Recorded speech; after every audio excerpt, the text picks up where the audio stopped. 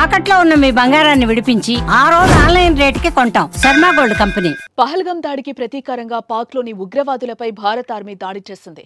Operation Sindoor పేరుతో ఉగ్రవాదాన్ని ఏరివేతే లక్ష్యంగా జరిపిన దాడుల్లో 100కి పైగా ఉగ్రవాదులు హతమయ్యారు. వేలాది ఉగ్రస్థావరాలు ధ్వంసమయ్యాయి. అయితే తాజాగా ఆపరేషన్ సింధూర్లో మృతి చెందిన ఉగ్రవాదులకు పాక్లో అంత్యక్రియలు నిర్వహించారు. ఈ అంత్యక్రియలకు పాక్ ఆర్మీ అధికారులు హాజరయ్యారు. పాక్ ఆర్మీ సిబ్బందితో పాటు ఉగ్రవాది హఫీజ్ అబ్దుల్ రవూఫ్ కూడా అంత్యక్రియలు హాజరైన దృశ్యాలు సోషల్ మీడియాలో వైరల్గా మారాయి.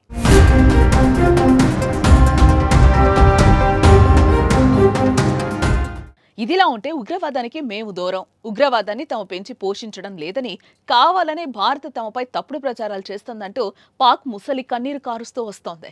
అయితే మరి ఇప్పుడు ఉగ్రవాదుల అంత్యక్రియలకు హాజరైన దృశ్యాలు వైరల్ కావడంతో పాక్ను ప్రపంచ దేశాలు ప్రశ్నిస్తున్నాయి. ఉగ్రవాదాన్ని పాక్ పెంచి పోషించకపోతే ఉగ్రవాదుల అంత్యక్రియలకు మోస్ట్ టెర్రరిస్ట్తో కలిసి ఎందుకు వెళ్లాల్సి వచ్చిందంటూ ప్రశ్నల వర్షం కురిపిస్తున్నాయి. ఎలుకతోలు తెచ్చి ఏడాది ఉతికినా నలుపు నలుపే గాని తెలుపు కాదు. ఇదిగో ఈ సామెత పాకిస్తాన్కి బాగా సరిపోతుంది. ఎంత చెప్పినా ఏం చేసినా పాక్లో మార్పు రాదు.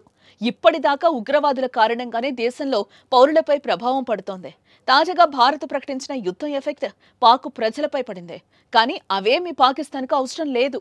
ఉగ్రవాదంతో తమకు ఏం సంబంధం అంటూ ప్రశ్నిస్తూనే వారితో కలిసి ఇలా నడవడం టెర్రరిస్టులతో పాక్ ఆర్మీకి ఉన్న బంధానికి అద్దం పడుతోంది.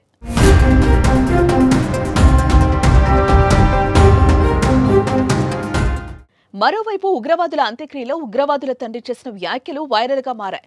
యుద్ధంలో నా 2 కొడుకులు చనిపోయారని, తనకు ఇంకా కొడుకులుంటే లష్కరే తోయిబాలోకే పంపించేవాణ్ణి అంటూ ఘాటు వ్యాఖ్యలే చేశాడు. ప్రస్తుతం ఉగ్రవాదులు తండ్రి చేసిన వ్యాఖ్యలు వైరల్ గా మారాయి. దీన్ని బట్టి చూస్తే అర్థమవుతోంది పాకిస్తాన్ ఉగ్రవాదులను ఎంత పోషిస్తోందో.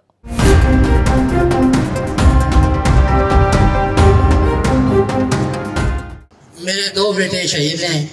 इंशाअल्लाह मैनू फख्र है कि मेरे 2 बेटे शहीद हैं ते मेरे 5 बेटे और हैं। इंशाअल्लाह मैं 5 बेटे इंशाअल्लाह रब दी राह दे दें।